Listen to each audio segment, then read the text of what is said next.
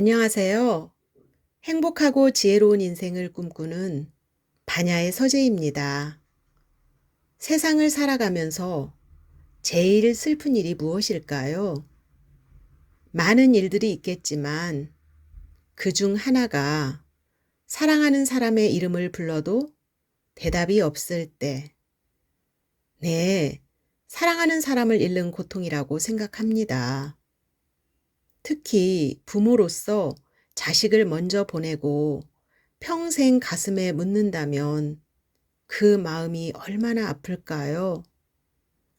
오늘 함께할 책은 자연과학, 그중에서도 화학을 전공하시고 교수님이 되셨는데 딸을 암으로 보낼 수밖에 없었던 그런 안타까운 사연이 담겨 있는 책입니다. 그리고 그 딸이 마지막 남긴 숙제를 해결하기 위해서 많은 사람들에게 건강에 대한 올바른 정보를 강의를 통해서 그리고 책을 통해서 알리고 계시는 분이십니다. 저는 2014년, 그러니까 한 9년 전쯤에 처음 이 사연을 알게 되었었는데요. 이번에 이렇게 책으로 직접 사연을 읽으니까 딸을 보낼 수밖에 없었던 그 아버지의 절절하고도 안타까운 심정이 너무도 가슴 아프게 다가와서 몇 번이나 울컥울컥 했어요. 그리고 마음이 숙연해졌습니다. 책 제목은 태초 먹거리입니다. 기본이 회복되어야 한다. 자연스럽고 단순한 것이 가장 좋다. 이 책을 통해 고통에서 벗어나게 하는 것이 내게 남은 마지막 숙제다. 저자는 이계호 교수님이시고요. 새숨 출판사입니다. 감사합니다. 수없이 찔러댄 주삿바늘의 고통 가운데 잊지 않던 말. 핏줄을 못 찾아 당황한 간호사에게 웃음을 보이며 건네던 말.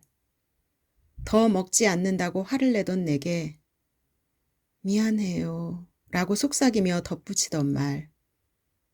아픔을 숨긴 채 개다리 춤을 추면서 우리를 웃게 했던 말. 온몸을 제대로 가누지 못하는 중에도 가냘프지만 또렷한 음성으로 되뇌던 말. 제발 눈 좀 떠보라는 절규에 마치 나를 달래듯 한자 한자 토하던 말. 나의 인공호흡을 받으며 마지막 숨을 내몰아쉬고 속삭이던 말. 무척이나 힘들고 어려웠던 투병 생활을 정리하면서 자신의 목까지 행복하게 살아달라며 사랑하는 나의 품에 안겨 남긴 그녀의 마지막 말. 생애 첫날부터 마지막 날까지 오직 기쁨만을 주었던 사랑하는 나의 딸.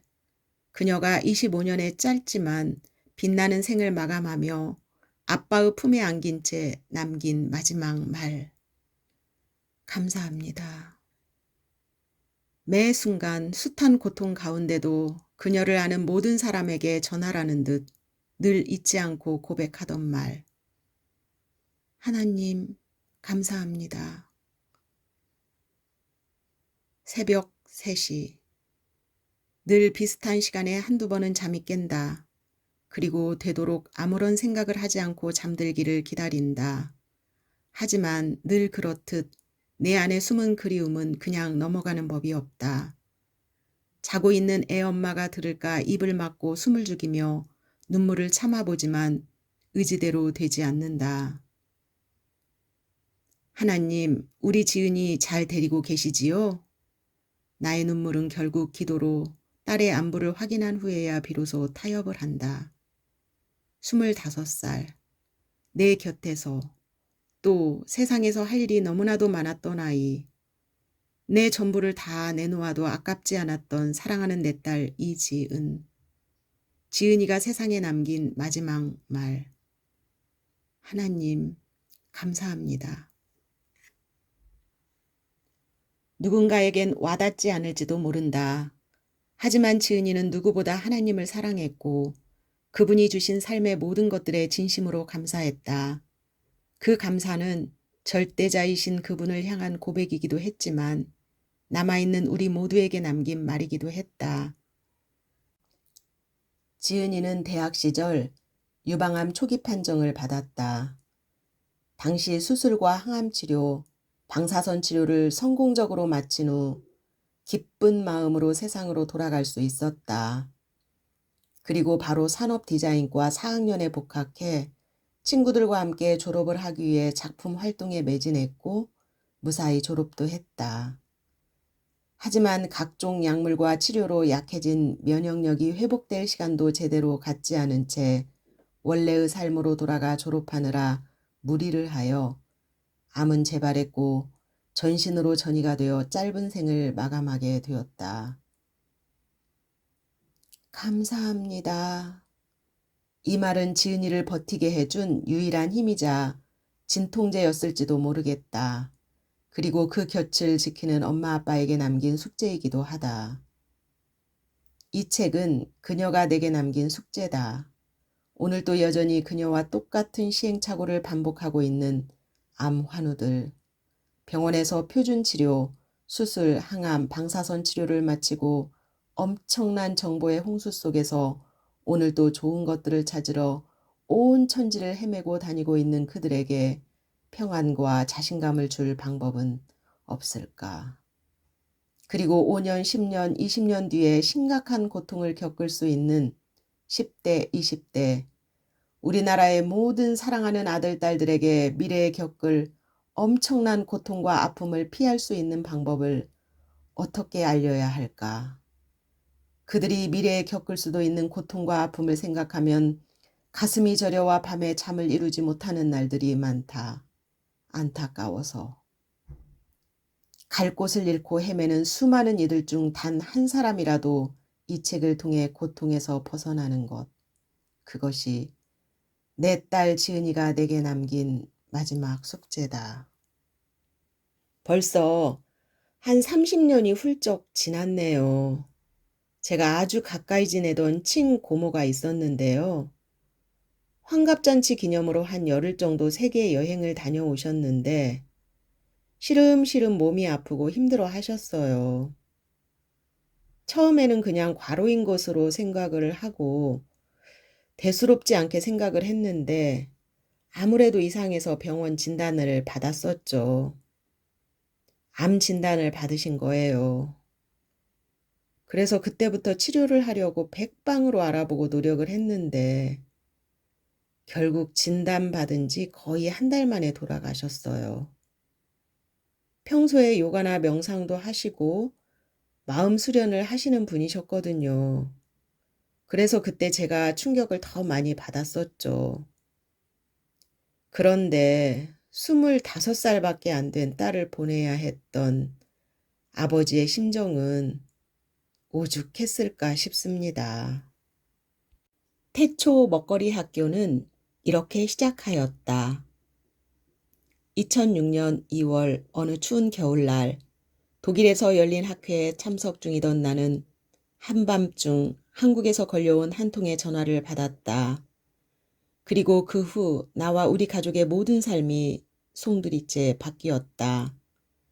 당시 전화 내용은 이랬다.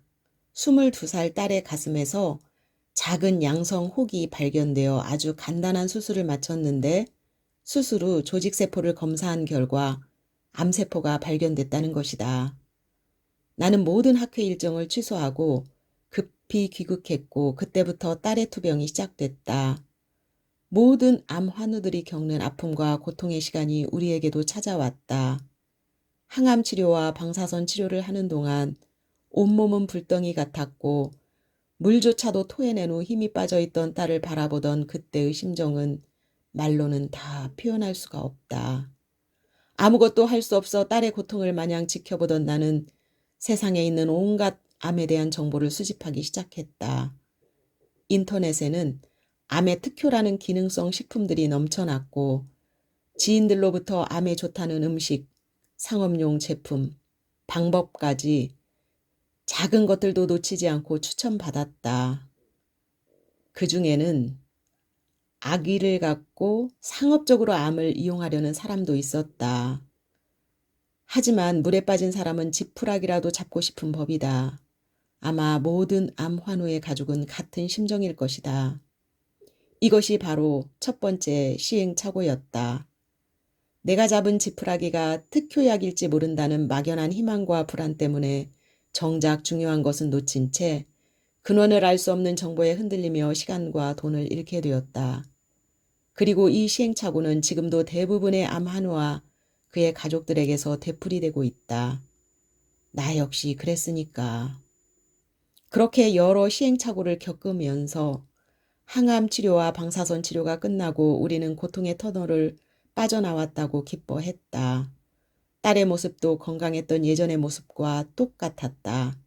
항암 치료 과정에서 빠졌던 머리카락도 새로 나기 시작했고 모든 것이 제자리를 찾았다고 믿어버렸다. 평안을 되찾은 딸은 졸업을 해야겠다며 서울의 학교로 돌아갔고 또다시 밤을 새우고 과로를 하며 투병 생활에서 잃은 시간을 만회하기 위해 안간힘을 썼다. 그리고 1년 뒤 딸은 그토록 원하던 학사모를 썼지만 폐와 뇌, 온몸에 퍼진 암세포 때문에 다시 투병을 시작하게 됐다. 항암 치료와 방사선 치료를 거치는 동안에는 암세포만 사라진 것이 아니라 면역세포를 비롯하여 정상세포도 많이 파괴되어 면역체계에 혼란이 온 것이다. 안타깝게도 이것이 두 번째 겪은 시행착오였다. 무너진 면역력을 회복할 시간적 정신적 휴식기 없이 원래의 삶으로 돌아갔던 것. 암에는 분명 발병 원인이 있다. 그 원인을 제대로 찾지 않은 채 세상으로 돌아가면 결과는 원점일 게 뻔하다. 지금도 역시 많은 환우가 완치되었다고 믿고 다시 예전 생활로 돌아가서 같은 오류를 범하며 원점으로 돌아오고 있을지 모른다. 그렇다면 과연 어떻게 살아야 하는가? 연약해진 몸이 암을 앓기 이전에 건강한 몸으로 회복되려면 어떻게 살아야 했었을까? 그 질문이 나로 하여금 견디지 못할 아픔과 죄책감을 느끼게 했고 나는 초기 암 판정을 받았을 때의 몇 배로 공부하기 시작했다. 제가 아는 지인분 중에 남자 한의사 원장님이 계셨는데요. 한의원이 아주 잘 되었어요. 그래서 부원장님도 두고 직원도 많았었죠. 그렇게 큰 한의원을 운영하셔서 다들 굉장히 잘 나가는 원장님인 줄로만 알고 있었죠. 그런데 어느 날 사망하셨다는 소식을 접하게 되었습니다. 알고 보니까 그 큰 한의원을 운영하시느라 아무래도 신경 쓸 것도 많았고 여러 가지로 스트레스도 많이 받으셨던 것 같아요. 그러다가 어느 날 암 진단을 받으셨고 본인이 한의원 원장님이니까 어떻게 병을 치료해야 하는지 누구보다 잘 알잖아요. 그래서 모든 것을 다 놓고 산으로 들어가셨어요. 산에서 약초도 다려서 드시고 과일, 야채 이런 식으로 생식을 하시면서 많이 좋아지셨다고 했어요. 결국 완치 판정까지 받으셨었죠. 그래서 너무 좋아하셨는데 다시 예전의 생활로 돌아가셨던 거예요. 그 큰 한의원을 운영하시느라 또다시 신경을 많이 쓰시게 되었고 스트레스 받으시고 이렇게 되면서 암이 재발이 되어 버렸던 것입니다. 결국 49이라는 나이에 세상을 하직하셨는데요. 굉장히 열정이 넘치고 활동적이고 매사에 적극적이셨던 분이셨거든요. 그래서 그때도 제가 굉장히 충격을 많이 받았었죠. 아무리 많은 것을 이루고 성공했어도 건강을 잃으면 모든 것이 소용없구나. 절실히 깨달았던 그런 일이었습니다. 그때와 다른 점이라면 이제는 정보를 스스로 연구하고 수집한다는 점이었다. 처음 발병 당시에는 그나마 유방암 초기라는 안도감이 있었는데 재발 후에는 폐와 뇌를 비롯해 몸 수십 군데로 전이가 된 상태였기에 걱정과 염려뿐이었다. 이때부터 전 세계에서 암 치료로 유명하다는 병원과 참고 문헌을 연구하기 시작했고 MD 앤더슨 병원, 메이오 클리닉과 같은 유명한 암 치료 병원을 비롯하여 국내 병원 및 유럽 병원에서 암 치료 사례와 연구에 대한 자료들을 수집하고 평가하여 내 딸에게 적용할 수 있는지를 알아보기 시작했다. 아울러 독일과 일본은 다른 나라에 비해 암 치료에 있어 대체의학 또는 통합의학에 대한 연구와 임상 사례가 매우 풍부하였기에 많은 자료를 수집하고 검토했다. 또 미국을 비롯하여 멕시코, 남미 등에서 사용되는 민간 요법들에 대하여도 알아봤다. 지구상에 그 무엇이라도 사랑하는 딸아이에게 적용될 방법이 있다고 꼭 믿고 싶었기 때문이다. 나는 마음이 급했다. 그래서 진짜 특효약, 완치 방법만을 찾으려고 했다. 하지만 알면 알수록 그런 처방은 없다는 것이 분명해졌기에 희망도 빛을 잃어갔다. 단지 시간이 흐르고 암에 대한 지식이 쌓일수록 흐려져 있던 그림이 퍼즐 맞추기를 하듯 한 조각씩 제자리로 끼어들어가면서 암에 대한 발병과 치료에 대한 전체적인 모습이 보이기 시작하였다. 그러나 그 퍼즐이 맞춰질 때까지 딸은 기다리지 못했다. 유난히 하늘이 높고 파랗던 어느 가을날, 감사라는 말을 남긴 채 그녀는 하늘로 떠났다. 암에 대한 수없이 많은 자료를 찾고 검토하는 과정에서 나는 몇 가지 안타까운 사실을 발견하였다. 지난 30년 동안 우리나라를 비롯하여 전 세계 암 치료 기술은 놀랍게 발전했다. 표적 치료제 개발 및 부작용이 적은 항암제들이 개발되어 거대 제약회사들에 의해 상업화되었다. 또 암 부위를 수술하는 외과적인 기술과 암을 조기 진단하는 검사 방법도 상상을 초월할 정도다. 그뿐만 아니라 암 전문 병원의 수도 기하급수적으로 늘어나면서 암 치료 시설들이 현대화되었다. 또 어느 국가든지 암을 완치 또는 제대로 치료할 수 있다는 암 전문 의사들이 언론 또는 방송 등에서 엄청나게 주목을 받기 시작했다. 그런데 왜 우리나라를 비롯한 전 세계의 암 환우 숫자는 줄기는커녕 기하급수적으로 증가하는 것일까? 왜 수많은 암 전문 병원에 환우는 많고 의사는 부족한가? 왜 암 전문 의사 한 명이 하루에 수십 명의 암 환우를 진료해야 하는가? 그 짧은 시간과 기계적인 진료 가운데 암 환우들의 운명이 과연 결정되어야만 하는가? 표준 치료를 마치고 집에 돌아온 암 환우들은 왜 병원의 꾸준한 관리 없이 그저 정보의 홍수 속에서 혹독한 시행착오를 겪어야만 하는가? 5년, 10년 또는 미래에 암 환우가 될지도 모를 젊은이들이 미리 그 고통을 피할 수는 없을까? 암의 예방이란 진정 불가능한 것인가? 암으로부터 나와 내 가족을 보호할 예방법은 진정 없는가? 2009년 가을, 사랑하는 딸을 내 가슴 깊은 곳에 묻었다. 그 후 딸이 남긴 이 질문에 답을 하기 위해 남은 생을 보내기로 마음먹었다. 그렇게 시작된 곳이 바로 태초 먹거리 학교다. 태초 먹거리 학교는 시작일 뿐이다. 비록 현재 완전하지는 않지만 많은 사람들에게 평안함과 자신감을 회복시켜주는 곳이다. 이렇게 따님을 가슴에 묻고 교수님은 따님과 약속한 숙제를 해결하려고 20년이 넘는 세월 동안 현재까지 강의를 해오셨어요. 그리고도 태초 먹거리 학교를 옥천하고 대전에 설립을 해서 월요일에서 금요일까지 운영을 하고 계시는데요. 이곳에서 강의를 하시는데 강의는 미리 예약 신청을 하셔야 되고요. 또 태초밥상 체험 교실도 있는데요. 물김치 담그기나 발효콩 요리하기 등 이런 체험을 할 수 있으니까 많이 이용하시면 좋을 것 같습니다. 책은 과거, 현재, 미래 이렇게 세 부분으로 구성이 되어 있는데요. 화학을 전공하신 분이어서 자연의 근본 원리에 대한 전문가다운 연구 내용이 많이 담겨 있습니다.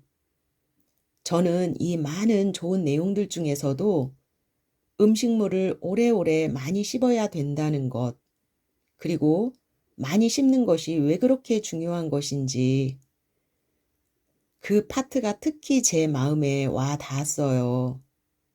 음식물을 많이 씹으면 침이 많이 나오기 때문에 소화 효소가 촉진되고 또 다양한 종류의 호르몬 대사를 원활하게 하기 때문에 씹는 활동은 위장 건강에 아주 중요합니다.